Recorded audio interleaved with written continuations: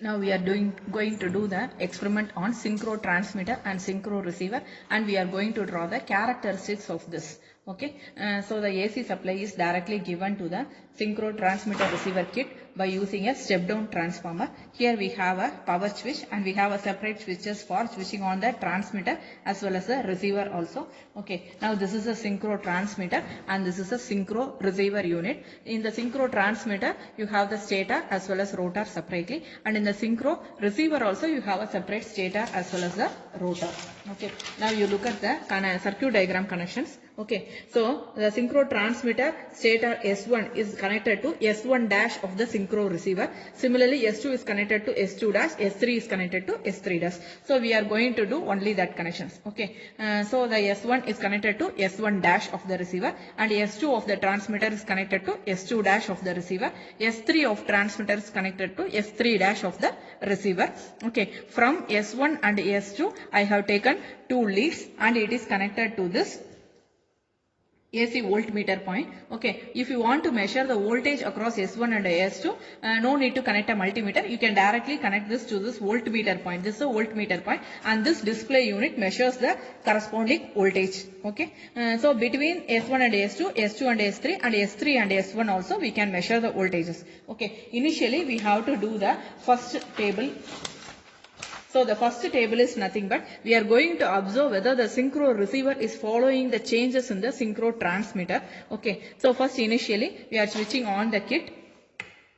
Okay, and we are switching on the power unit as well as the transmitter and the receiver unit. Okay, you set the synchro transmitter angle position and the receiver angle position in 0 itself.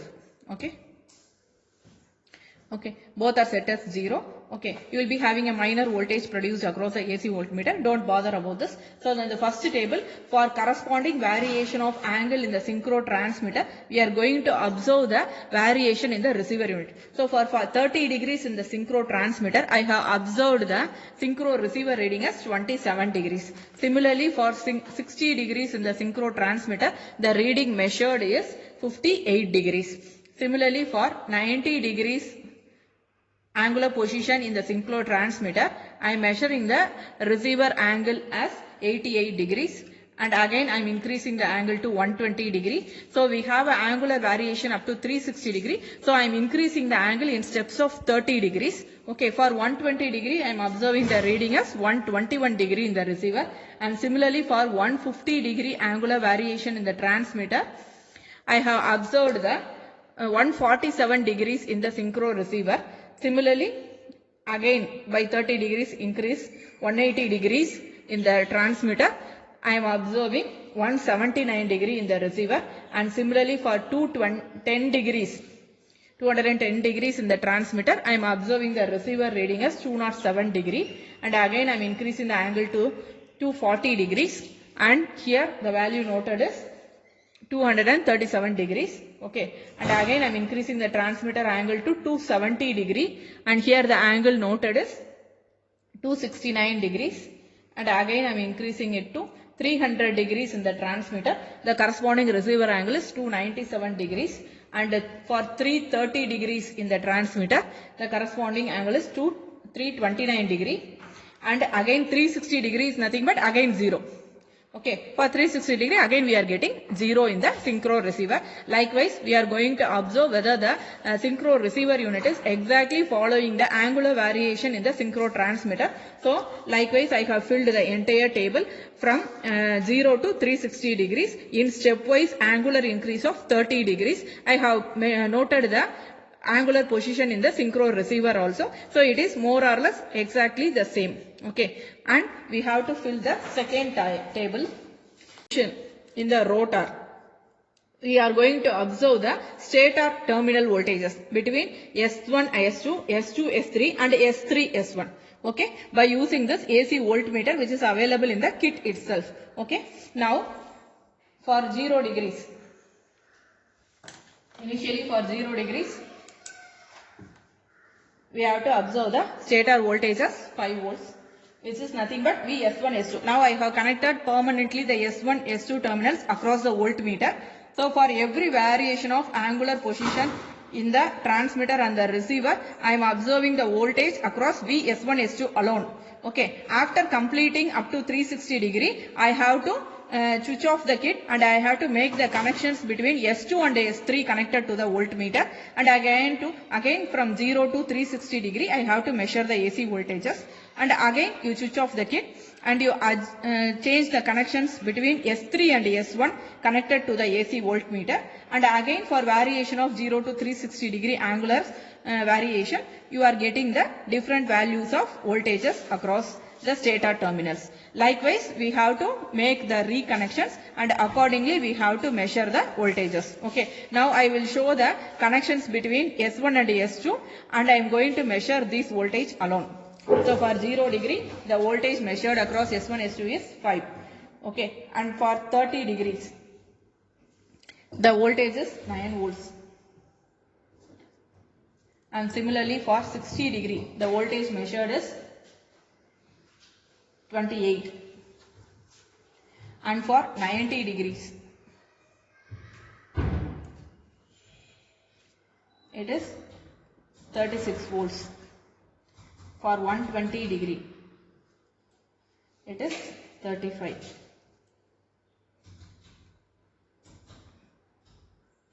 And 150 degrees, it is 25 volts. And 180 degree, it is 7 volts. 210 degree, it is 8 volts. 240 degree, 25 volts. 270 degree, the voltage is 36 volts. For 300 degree, the voltage is 35 volts. And for 330 degree, the voltage is 24 volts. Okay. Now for angular variation in the synchro transmitter from 0 to 360 degree, I have observed the voltage across V, S1 and S2. Okay. Now I have to switch off the kit by bringing the angular variation to initial 0 condition, and then only I have to switch off the kit.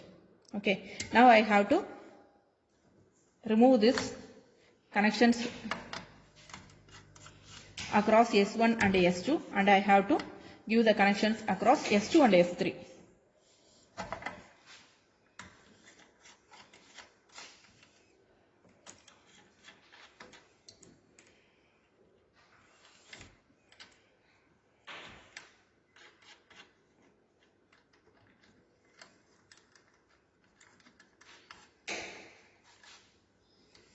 Now S2 is connected to positive of the AC voltmeter and S3 is connected to negative of the AC voltmeter. Okay. Again I am switching off the power supply and the transmitter and the receiver unit. Okay. Again I have to note for 0 degree angular position what is the voltage.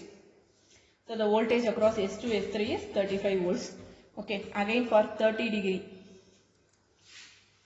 For 30 degree the voltage is 24 volts. For 60 degree the voltage is 5 volts. For 90 degree,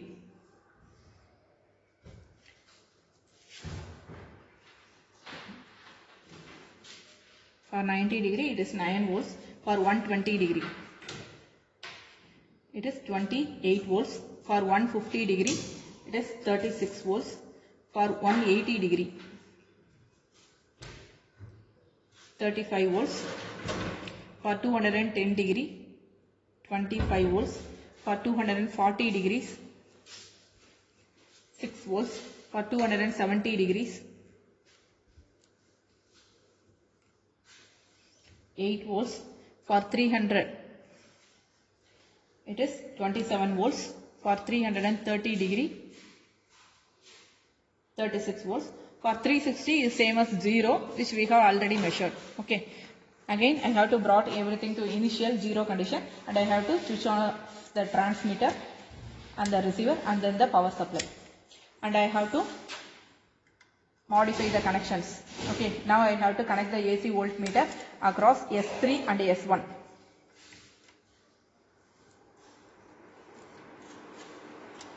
So S3 is connected to positive of the AC voltmeter.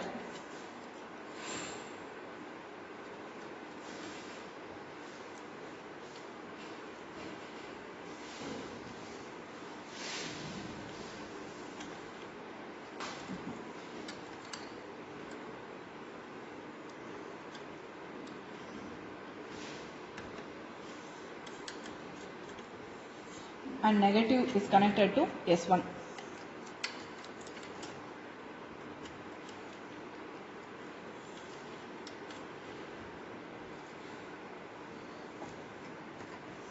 Okay, again you switch off switch on the power supply, transmitter and the receiver unit. Okay, for 0 degrees I am observing the S3, S1 voltages 27 volts, and for 30 degree the voltage is 36 volts. For 60 degree the voltage is 35 volts. For 90 degree the voltage is 25 volts, and for 120 degree it is 5 volts, and for 150 degree it is 9 volts. For 180 degree 27 volts. For 210 degree 36 volts. For 240 degree also 36 volts, and 270 degree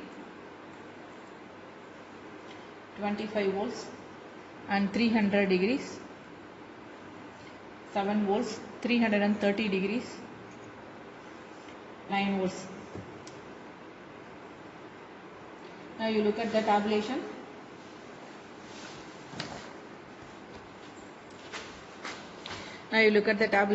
Now for 0 to 360 degrees, okay, I have noted all the voltage across the stator terminals VS1, S2, VS2, S3 and VS3, S1. Okay, so the second tabulation is also over. Okay, so for each position there is a variation in the stator terminal voltage. Okay, that's all. The experiment is over.